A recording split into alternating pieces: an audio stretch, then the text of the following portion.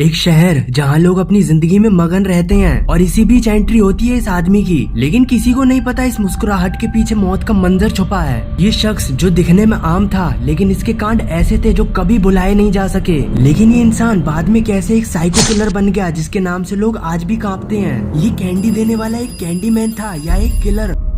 आज की crime story सबको देखनी चाहिए, क्योंकि ये चेहरा जो सिखाता है कि हर मुस्कुराहट के पीछे एक राज होता है। तो जल्दी से अपना काम धंधा छोड़कर बैठ जाओ, क्योंकि ये वीडियो में और भी मजा आने वाला है।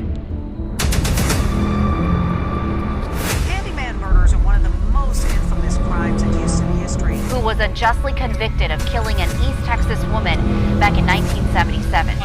Carrie Max Cook was falsely accused of the rape, murder, and mutilation of 21-year-old Linda Jo Edwards. Dean curl जो इस कहानी का मेन कैरेक्टर है। दूसरा बंदा ये है एक 12 साल का डेविड ब्रूक्स, और ये तीसरा बंदा एल्मो वेन हेनले जो कि ब्रूक्स का साथी था। डीन कॉल का जन्म 24 दिसंबर 1939 को अमेरिका में टेक्सास स्टेट के एक छोटे से हिस्से फोर्ट बेंड में हुआ था। अक्सर सीरियल किलर्स के केस में देखा जाता है कि वो अपने खराब अतीत या दुख भरे बचपन के चलते सालों बाद साइको किलर बन जाते हैं। लेकिन वैसे तो इस डीन का बचपन नॉर्मली बीता था और उसने बचपन से ही अपने पेरेंट्स को आपस में कभी ज्यादा खुश नहीं देखा। वो दोनों अक्सर बुरी तरह झगड़ते रहते थे और साल 1946 में उसके पेरेंट्स का पहली बार तलाक हो गया, जब डीन उस समय छोटा ही था। और कुछ समय बाद डीन के पेरेंट्स ने फिर से अपनी सलाह करके शादी कर ली। अब साथ रहते भी कुछ समय बाद उसके पेरेंट्स का दोबारा झगड़ा होने लगा और इस कलेश के चलते उन्होंने परमानेंटली डाइवोर्स ले लिया। डाइवोर्स के बाद डीन अपनी माँ के साथ ही रहा। फिर कुछ समय बाद उस छोटे बच्चे डीन और उसकी माँ ने डिसाइड किया कि वो माइंड फ्रेश करने के लिए साउथ अमेरिका में ट्रेवलिंग करने जाएंगे। साउथ में वो दोनों ट्रेवल करके बहुत एंजॉय कर रहे थे। तभी एक दिन उसकी माँ की मुलाकात ट्रेवलिंग सेल्समैन पैकन प्रिंस से होती है। उसकी मदर और उस आदमी की एक अच्छी बॉन्डिंग हो जाती है। फिर फाइनली 1950 में अपने पहले डाइवोर्स के 4 साल बाद उसकी मदर उस आदमी से शादी कर लेती है। अब कहानी में ट्विस्ट यहीं से शुरू होता है। तभी उसी टाइम डीन की माँ अपने नए हस्बैंड के साथ मिलकर एक कैंडी कंपनी की शुरुआत करती है, जिसका नाम उसके नए पापा यानी कि पैकन प्रिंस के नाम पर ही रखा जाता है, जो उनके घर के गैराज से चलती थी। डीन ने शुरू से ही इस कैंडी बिजनेस में अपना एक इम्पोर्टेंट रोल निभाया था। अब डीन बड़ा हो चुका था और कंपनी भी धीरे धीरे बढ़ती गई और फिर इस कंपनी का नाम पैकन प्रिंस हटाकर डीन के नाम पर रख दिया, जिसका नाम बाद में कोरल कैंडी कंपनी रखा। फिर यही कैंडी फैक्ट्री वो जगह बनी थी जहाँ डीन ने अपनी जुर्म की शुरुआत की। इस बीच कैंडी फैक्ट्री में डीन ने काफी वर्कर्स को अपने काम पर रखा था और इन वर्कर्स में से कोई भी 18 प्लस या मैच्योर नहीं था। इसने ज्यादातर टीनेज लड़कों को ही जॉब दी थी जो या तो अपने घर से भाग कर आए थे या जिनका कोई भी नहीं था, जिन्हें अनाथ भी कह सकते हैं। डीन इन लड़कों से तगड़ी दोस्ती कर लेता है और फैक्ट्री के पीछे एक पूल टेबल भी रखवा देता है ताकि सारे वर्कर्स ब्रेक के बाद थोड़ा फन कर सकें। और इसी ब्रेक के वक्त डीन इन लड़कों के साथ फ्लर्ट करता था। इन्हीं टीनेज वर्कर्स में से एक 12 साल का लड़का था डेविड ब्रूक्स। डीन ने उसे अपना सबसे बड़ा शिकार बनाया। वो ब्रूक्स को महंगी चीजों का लालच देके उसका काम बजा देता था। देखो, मैं तुम लोगों को इसके कांड के बारे में खुलकर तो बता नहीं सकता, लेकिन तुम लोग समझ जाओ। डीन ब्रूक्स को खोपचे में ले जाकर उसका काम तो बजा ही रहा था, पर ब्रूक्स के लिए तो ये बस एक शुरुआत थी। लेकिन आगे चल के डीन ने ब्रूक्स को और भी लड़के लाने को कहा ताकि वो उनके भी साथ ऐसा ही काम कर सके।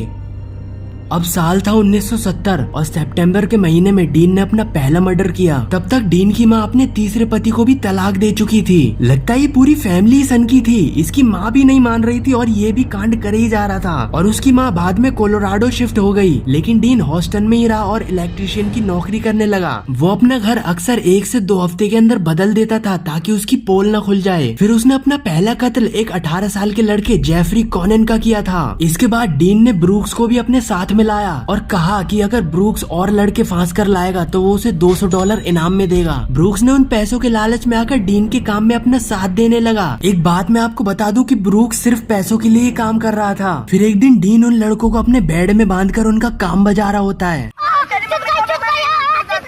कि तभी वहाँ ब्रूक्स आ जाता है। वो ये सब देखकर घबरा गया था। तो डीन ने ब्रूक्स से कहा कि वो एक गे पोर्नोग्राफी ग्रुप से जुड़ा हुआ है। इनका काम बजाने के बाद वो इन लड़कों को कैलिफोर्निया भेज देगा। लेकिन बाद में डीन उसे सब बता देता है कि उसने उन लड़कों का मर्डर कर दिया। और डीन ब्रूक्स का मुंह बंद करने के लिए उसे एक कार खरीद कर देता है और साथ ही ये भी कहता है कि वो अगर दोबारा किसी लड़के को लाता है तो वो उसे फिर से $200 देगा। और ब्रूक्स ये शर्त मान लेता है। कुछ समय बाद ब्रूक्स ने एक और लड़के को डीन से मिलवाया जिसका नाम एल्मर वेन हेनले था। पहले तो डीन ने हेनले को मारने का प्लान बनाया था, लेकिन बाद में उसने हेनले को भी अपनी किलिंग टीम में शामिल कर लिया। हेनले को भी गे पोर्नोग्राफी ग्रुप की झूठी कहानी सुनाई तो उसने भी उसकी बात पर आंख बंद कर विश्वास कर लिया। और उस नए बंदे हेनले ने भी डीन के लिए लड़कों को पकड़ने का काम शुरू कर दिया।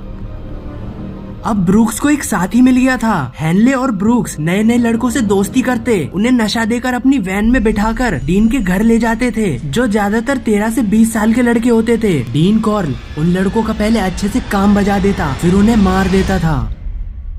ये ब्रूटल साइकिल 3 साल तक चलता रहा, जिसमें लगभग 28 मासूम जान चली गयी। और डीन उन लड़कों के घर वालों को चिट्ठियां भी लिखता था, जिसमें वो ये लिखता था कि मैं ठीक हूँ, शहर में मुझे एक बढ़िया सी नौकरी मिल गई है, ताकि उनके पेरेंट्स उनकी गुमशुदा की रिपोर्ट पुलिस को न बता दें। डीन अपने क्राइम्स को छुपाने के लिए बार बार घर बदलता था, ताकि उसके जुर्म का पर्दा फाश न हो। 3 सालों में उसने हॉस्टन और उसके आसपास के इलाकों में खौफनाक किलिंग को अंजाम दिया। अब 3 साल बाद 1973 को हेनले, जो ब्रूक्स का साथी था, 8 अगस्त को 2 लोगों को डीन के घर ले आता है। और उन दोनों में से लड़के का नाम टिम कैरले था और लड़की का नाम रोंडा विलियम्स। वो इन दोनों को पार्टी देने के लिए लाया था। अब थोड़ी देर बाद सब मिलकर शराब पीने लगे और इन तीनों को नींद आ जाती है। ये तीनों सो जाते हैं और जब बाद में हेनले की आंखें खुलती हैं तो वो देखता है कि डीन उन दोनों को बेड पर बांध कर रखा है और उसके हाथ में एक गन भी थी। डीन हेनले को धमकी देता है कि उसने उसके घर लड़की लाकर बहुत ही बड़ी गलती कर दी और अब वो उन तीनों को मार देगा। हेनले ने मौका देखकर डीन के हाथ से बंदूक छीन ली और उस पर 6 की 6 गोलियां चला दी।